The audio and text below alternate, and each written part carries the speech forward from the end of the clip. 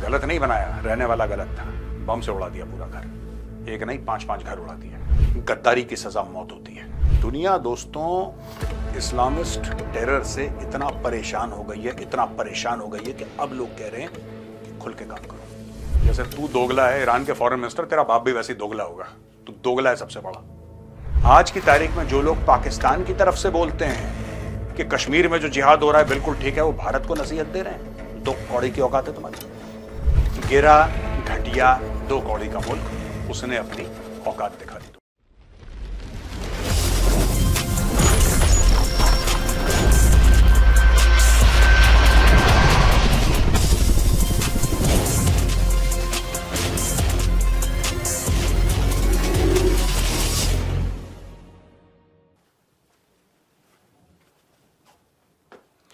जय हिंद दोस्तों, मैं हूं मेजर गौरव आर्य और आप देख रहे हैं द चाणक्य डायलॉग्स। जो पहलगाम का टेरर अटैक था उसकी जिम्मेदारी ली थी द रेसिस्टेंस फ्रंट ने। रेसिस्टेंस फ्रंट एक ढकोसला है, उसका असली नाम है लश्कर ए तैयबा। दोस्तों 2 दिन पहले उसने बोला कि हां हमें फक्र है कि हमने पहलगाम में 28 इनोसेंट लोगों को गोली मारी, उनको मौत के घाट उतारा। यह टीआरएफ का स्टेटमेंट था दोस्तों। और आज की तारीख में टीआरएफ कह रहा है नहीं ऐसा नहीं है, हमने कुछ भी नहीं करा, हमारा पहलगाम से कोई लेना देना है ही नहीं। एक्चुअली क्या हुआ था कि भारत के रॉ के एजेंट, साइबर इंटेलिजेंस ऑपरेटिव्स ने हमारा अकाउंट हैक करा और ये सारे के सारे झूठ हमारे नाम के लिख दिए। दोस्तों कई बार टेरर अटैक हुए हैं कश्मीर में जिसमें टीआरएफ यानी कि द रेसिस्टेंस फ्रंट ने खुल के बोला है कि हमने करा है, हमने करा है। इस बार क्या हो गया इनको?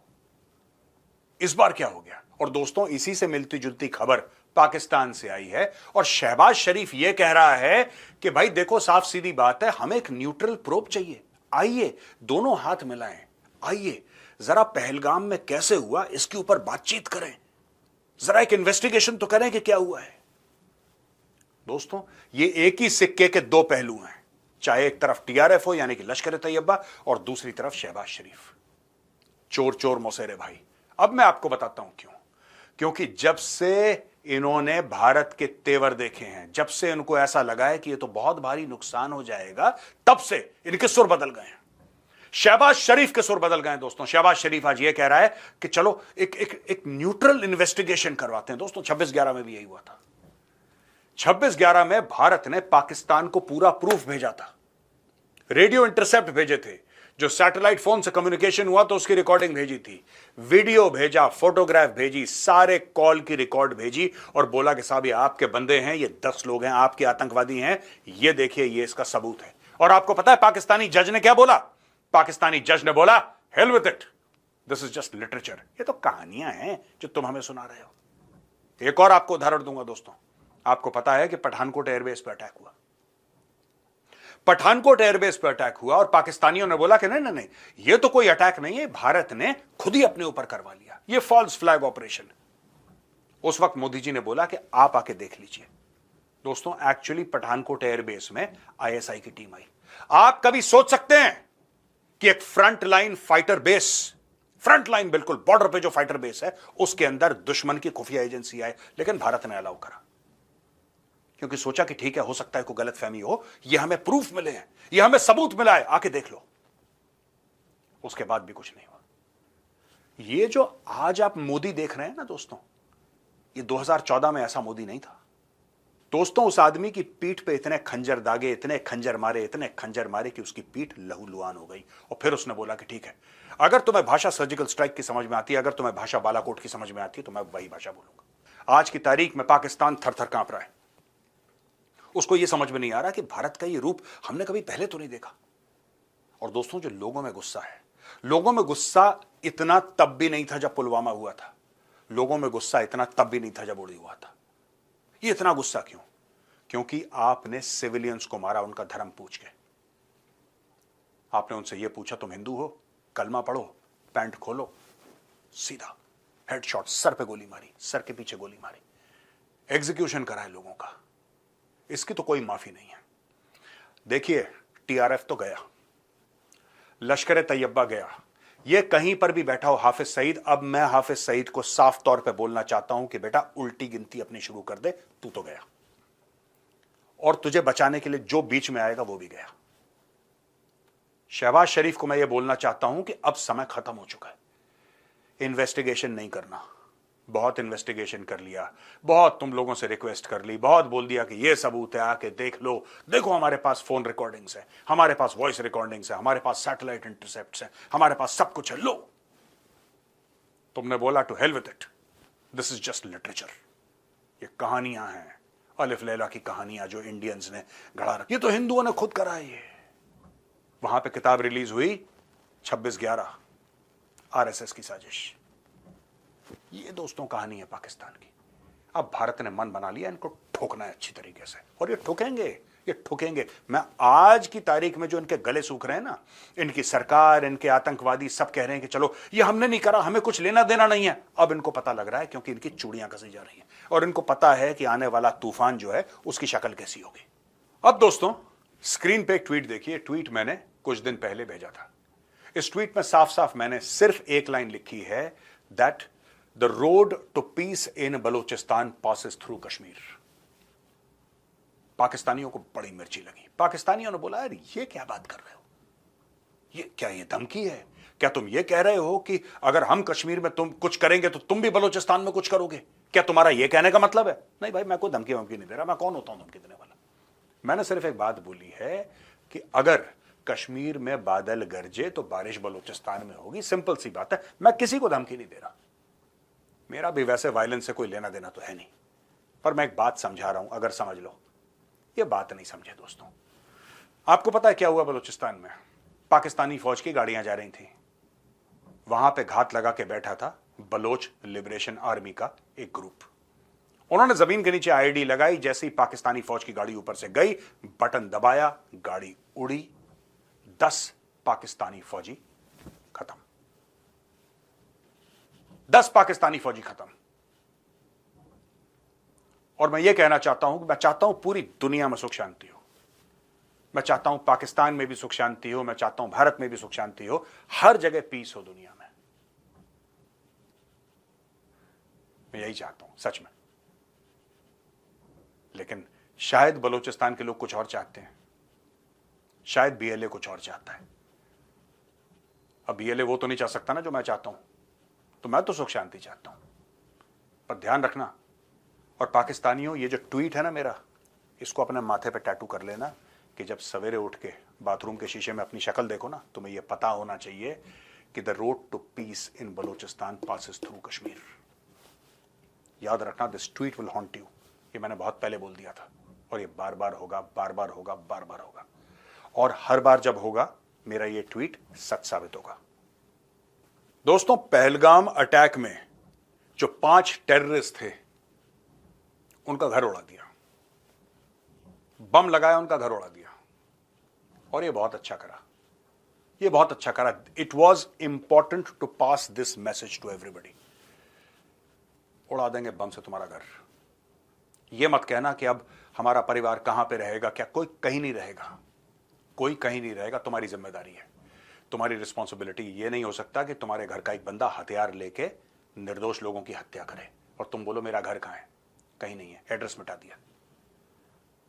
I congratulate the government on this step. जो ऐसा काम देश विरोधी करे वो कहीं पर भी हो, उड़ा दो, घर उड़ा दो उसका, खत्म कर दो जमीन से उसका घर। और अच्छा हुआ बम से उड़ाया। अगर नॉर्मल जेसीबी आता ना तो लोगों को लगता कि इलीगल कंस्ट्रक्शन है, लोगों को लगता कि इसलिए घर तोड़ रहे हैं क्योंकि गलत बना दिया है। गलत नहीं बनाया, रहने वाला गलत था, बम से उड़ा दिया पूरा घर, एक नहीं 5-5 घर उड़ा दिया। And this should be the new normal. जो कहीं ऐसी देश विरोधी गतिविधि करे, जो गद्दार निकले, मैंने बहुत पहले बोला था दोस्तों, मैंने जुलाई 2016 में एक बात बोली थी, और आज मुझे वही मेरा वो पुराना जो मैंने बोला था न्यूज स्टूडियो में, वो सेंटेंस, वो वाक्य आज मुझे याद है। गद्दारी की सजा मौत होती है। कितनी भी दूर भाग लो, जमीन कम पड़ जाएगी, राष्ट्रीय राइफल्स तुम्हारा पीछा नहीं छोड़ेगी, वो पूरी तरीके से तुम्हारे पीछे पड़े। उस समय यह मत कहना कि साहब हम हथियार डाल रहे हैं, वी वांट टू सरेंडर। अब कोई दया, माफी, भीख, इन सब का कोई स्कोप नहीं है। The RR is tracking you, your days are numbered। मैं एक और चीज कहना चाहता हूं, और ये मेरा सरकार से एक रिक्वेस्ट है। आप लोग ये कहते हैं कि आतंकवाद का कोई धर्म, कोई मजहब नहीं होता। चलिए मैं मान लेता हूं, आप कहते हैं, मैं आपकी बात मानता हूं। इसका मतलब जो आतंकवादी हैं उनका कोई मजहब नहीं है।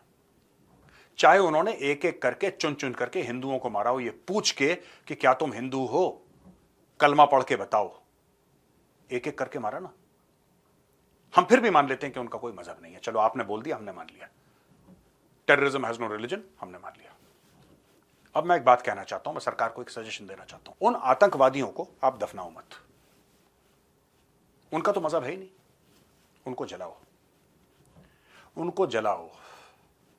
ये जन्नत की फिराक में ये करते हैं ना ये सब, कि हमें जन्नत मिलेगी, 72 हूरें मिलेंगी, ये मिलेगा, वो मिलेगा, ऐसा होगा। ये सब जन्नत के चक्कर में हो रहा है भाई। इस सब का सब मामला जन्नत के चक्कर में हो रहा है कि अगर हम काफिरों को मारेंगे, जो नॉन मुस्लिम्स हम उनको मारेंगे, तो हमें खुश होकर अल्लाह जन्नत अता फरमाएगा और बोलेगा जाओ तुम जन्नत में। यही तो थ्योरी चल रही है। तो let's put this theory to the test ladies and gentlemen. आतंकवादी का कोई मजहब नहीं है। अगर कोई मजहब नहीं है तो उसको दफना क्यों रहे हैं? उसका नमाज जनाजा क्यों पढ़ा जा रहा है? भीड़ इकट्ठा क्यों हो रही है? उसका तो कोई मजहब ही नहीं है। उसका मजहब नहीं है, इसलिए उसको जलाओ, और उसको लकड़ियों से मत जलाओ। उस आतंकवादी को एक गड्ढे में डालो और उसको सूअर की चर्बी डाल के जलाओ। मैं देखता हूं फिर कौन सी जन्नत में जाता है वो। Do this for every terrorist that you kill in Kashmir और एनीवेयर। सिंपल सी बात है, सूअर की चर्बी डालो, जलाओ। रुक जाएगा 99% मामला, मैं आपको बता रहा हूं, क्योंकि उसका कोई मजहब नहीं है। अगर कोई मौलवी मौलाना बोल दे कि ये मुस्लिम है, ठीक है, फिर उसका नमाज जनाजा भी होना चाहिए और बाइज्जत उसको आप बैरी भी करें, चाहे वो टेररिस्ट था, उसने कुछ भी करा हो। लेकिन इसके लिए, इस चीज के लिए, इस फैसिलिटी के लिए, इस लास्ट राइट्स के लिए आपको यह मानना पड़ेगा कि उसका मजहब, अगर आप कहते हैं उसका मजहब नहीं है, आतंकवाद को कोई मजहब नहीं है, तो फिर फौज को यह आदेश दिया जाए, राष्ट्रीय राइफल्स को आदेश दिया जाए कि उसको गड्ढे में डालो, सूअर की चर्बी डालो और फूंक दो उसको। मर तो गया वो, ठीक है, वही उसकी जन्नत है सूअर के साथ। दिस यू मस्ट डू अगर आप चाहते हैं कंट्रोल करें। ये अच्छा बन के कि उसके घर में पहुंच गए, और ये मैं फौज से भी कहूंगा, इंडियन आर्मी साहब, ये सब बंद करो। The people of the country has lost patience. I know you are trying to be decent, I know you are trying to be decent, but the other side is not trying to be decent, so you please stop being decent about it। बुरा लगता है भीड़ को तो बुरा लगे। भीड़ को ज्यादा बुरा यह लगना चाहिए कि 28 लोग आए थे कश्मीर में क्योंकि उन्होंने मेहमान नवाजी के किस्से सुने थे। बुरा इसका लगना चाहिए कि वो 28 लोग आए, अपने परिवारजनों के साथ, को बोला ठीक है भाई कोई बात नहीं, कुछ पैसे इकट्ठा करें, चलो कश्मीर घूम कर आते हैं। दिल्ली में गर्मी हो रही है, दिल्ली में गर्मी है, बंगाल में गर्मी है, कर्नाटक में गर्मी है, मौसम अच्छा नहीं है, चलो कश्मीर चलते हैं, बहुत सुंदर जगह है। 28 डेड बॉडीज वापस आई हैं वहां से, और यहां पे लोग बोलने की कोशिश कर रहे हैं कि नहीं नहीं नहीं घर मत तोड़ो, नहीं नहीं नहीं ऐसा मत करना। If it has no religion then I want those terrorist burned, you know, when they die, their last rites should be using the fat of a pig. Let them burn. That is the only punishment for them. दोस्तों, वहां पे US की DNI, director of national intelligence, Tulsi Gabbard, who controls all the intelligence agencies of the United States, उन्होंने भारत को अपना समर्थन दिया है, बोला है कि मैं बिल्कुल भारत के साथ खड़ी हूं, और जो भारत परपेट्रेटर्स को पनिशमेंट देगा, when India punishes the perpetrators of this dastardly terror attack, I am with India। आप बिल्कुल बढ़िया कर रहे हैं, करिए, ठोकिए इनको। दुनिया दोस्तों इस्लामिस्ट टेरर से इतना परेशान हो गई है, इतना परेशान हो गई है कि अब लोग कह रहे हैं कि खुल के काम करो। आज वो देश जो नेतन्याहू को कहते थे कि यार तुम गलत कर रहे हो, तुमने बहुत ज्यादा कर दिया, आज वो कहते हैं कि भाई तूने बिल्कुल ठीक करा। मैं तो डे 1 से कह रहा हूं ठीक करा यार, मैं डे 1 से कह रहा हूं ठीक करा नेतन्याहू ने। मैं तो कह रहा हूं 1000 बम और मारो गाजा के ऊपर। जब तक बम मारो गाजा पे, तब तक बम मारो जब तक दुनिया में बम खत्म हो जाए, फिर दोबारा बनाने पड़ा। मारते रहो, वहां पे गड्ढा कर दो, वहां पे इतना बड़ा गड्ढा कर दो कि जब बारिश हो तो वहां पे तालाब बन जाए। ये ऐसे मानने नहीं वाले भाई। ये ऐसे सुधरने नहीं वाले। वहां पे दोस्तों ईरान कह रहा है कि जो इंडिया और पाकिस्तान के बीच में जो ये टेंशन्स हैं, हम अपना किरदार अदा करना चाहते हैं, हम इन दोनों के बीच में शांति चाहते हैं। We want peace between India and Pakistan and we can talk to both of them. Just shut up, बंद करो अपना गंदा गलीज मुंह। तुम लोग सबसे बड़े टेररिस्ट हो। I am talking to the Iranian regime. तुम सबसे बड़े दुनिया में टेररिस्ट हो। हमास तुमने पैदा करा, हिजबुल्लाह तुमने पैदा करा, हूती तुमने पैदा करे। और जब भी मौका लगता है तुम पाकिस्तान के साथ खड़े रहते हो। तुम्हें बहुत खुजली है ना कश्मीर की, तुम देख लेना। तुम्हें बड़ी खुजली है कश्मीर की, यही पाकिस्तान तुम्हारी पीठ में खंजर उतारेगा, तुम देख लेना। आज मैंने बता दिया है, जिस दिन इजराइल ने हमला करा, जिस दिन अमेरिका ने हमला करा, जिस दिन तेहरान के आसमान में F-35 उड़ेंगे ना, यही पाकिस्तान, यही पाकिस्तानी पंजाबी तुम्हारी पीठ पे खंजर उतारेंगे। जो तुम्हें लगता है ना कि सब कुछ ठीक ठाक है, डोंट वरी, वी फिर ये पोएट्री कोट कर रहा है आदमी। पोएट्री को मैं आपको पढ़ के बताता हूं क्या कहता है, इसकी पोएम क्या है, देखिए। ये ईरान का फॉरेन मिनिस्टर है सैयद अब्बास अरक्शी। ये कहता है कि सादी की पोएट, एक पोएट है सादी, उसकी पोएम है, human beings are members of a whole in creation, one essence and soul. If one member is inflicted with pain, other members uneasy will remain. वाह वाह वाह, वेरी गुड, शाबाश दोगले के बच्चे, शाबाश। जैसे तू दोगला है ईरान के फॉरेन मिनिस्टर, तेरा बाप भी वैसे ही दोगला होगा। तू दोगला है सबसे बड़ा। तू पोएट्री सुना रहा है, पोएट्री सुना रहा है। हमास का नाजायज बाप, हिजबुल्लाह का नाजायज बाप भारत को कविताएं सुना रहा है। आज की तारीख में जो लोग पाकिस्तान की तरफ से बोलते हैं कि कश्मीर में जो जिहाद हो रहा है बिल्कुल ठीक है, वो भारत को नसीहत दे रहे हैं। दो कौड़ी की औकात है तुम्हारी। वक्त आने दो बेटा, तुम्हें भी टाइट करेंगे। सबकी बैटिंग आती है, जिंदगी है ना, जिंदगी क्रिकेट का मैच होता है, सबकी बैटिंग आती है। तुमने बहुत बैटिंग कर ली, जिस दिन हमारी आएगी ना, मैं बता रहा हूं। जो तुम सोच रहे हो तुम्हारी टीम से खेल रहा है पाकिस्तान, क्योंकि 80 भी मुसलमान, 83 भी मुसलमान, यही पाकिस्तान, ये मीर जाफरों का मुल्क है, वहां पे 25 करोड़ मीर जाफर हैं। इस सबसे पहले तुम्हारी पीठ पे खंजर उतारेंगे। उस दिन ये गौरव आर्या नोएडा में बैठ के तालियां बजाएगा, वेरी गुड, शाबाश, वेल डन। देखते हैं। और दोस्तों फिर पाकिस्तान ने अपनी औकात दिखा दी है। गिरा घटिया दो कौड़ी का मुल्क, उसने अपनी औकात दिखा दी दोस्तों।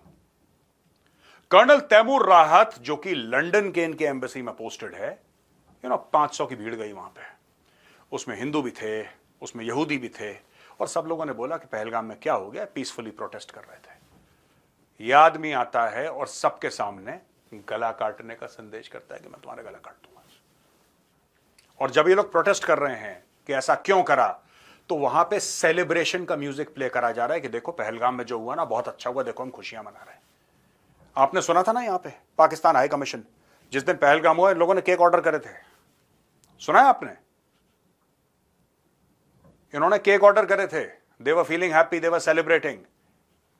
और जो भारत में लोग हैं ना जो कहते हैं कि नहीं पाकिस्तान के साथ बातचीत होनी चाहिए, दे celebrate the death, the killing of your family members and my family members. This is Pakistan for you. तुम खा लो बेटा जितना केक तुम्हारा बाकी है, तुम खाओ केक, और हम तुम्हारे मुल्क का बनाएंगे हलवा, तुम देखते रहना। मैं मोदी जी से सिर्फ हाथ जोड़ के एक विनती करता हूं, मोदी जी आपको जितना टाइम लेना है आप ले लीजिए, कोई बात नहीं, तैयारी में वक्त लगता है। लेकिन मोदी जी एक मेरी विनती जो है वो आप कबूल कीजिए, एक विनती मेरी हाथ जोड़ के 13वीं से पहले, सिर्फ इतना ही कहूंगा मोदी जी, 13वीं से पहले, उसके बाद नहीं। कभी इतना गुस्सा नहीं आया, पुलवामा में बुरा लगा, कभी इतना गुस्सा नहीं आया। उड़ी 26/11 बहुत देखा है, कभी इतना गुस्सा नहीं आया। कलमा पढ़ के बताओ, हिंदू हो, पैंट खोल, कभी इतना गुस्सा नहीं आया। इसका हिसाब चाहिए हर एक हिंदुस्तानी को, ठीक है। आखिरी में बस मैं एक बात कहना चाहता हूं, और ये बात मेरे दिल से निकली है। जिस दिन आसिम मुनीर पकड़ में आ गया, इंडियन फोर्सेस को मैं कहता हूं कि उसके गर्दन में ना कुत्ते का पट्टा डालना और आसिम मुनीर को सामने खड़े होकर सिर्फ एक बात बोलना कि सुन बेटे, अब जरा हमें सुना, महामृत्युंजय मंत्र सुना। बस आज मैं इतना ही कहूंगा। जय हिंद, वंदे मातरम।